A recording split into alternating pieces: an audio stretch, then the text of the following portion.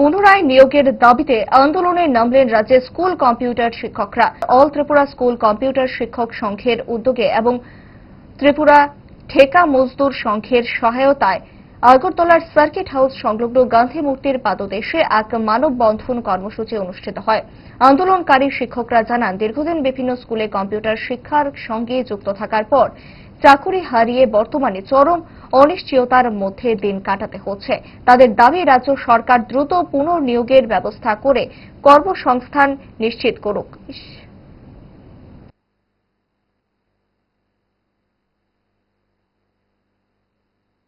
Computer teacher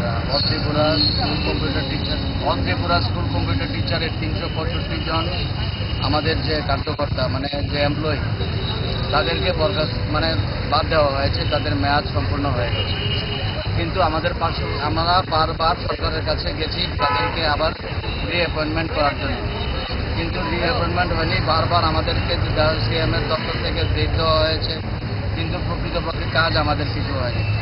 আমাদের পাশের রাজ্য যেহেতু আসাম, সেখানে 5 বছর অতিক্রান্ত হওয়ার পর তাদেরকে নিয়মিত করা হয়েছে। আমাদের দাবি হচ্ছে যে সরকার 2021 সালে এই ত্রিপুরাতে যে কম্পিউটার শিক্ষা ব্যবস্থা চালু করেছেন, আমরা চাইছি যে এটা শিক্ষা ব্যবস্থার মধ্যে একটা ইলেকট্রিক সাবজেক্ট করার জন্য, কম্পালসারি সাবজেক্ট যাতে করা হয়।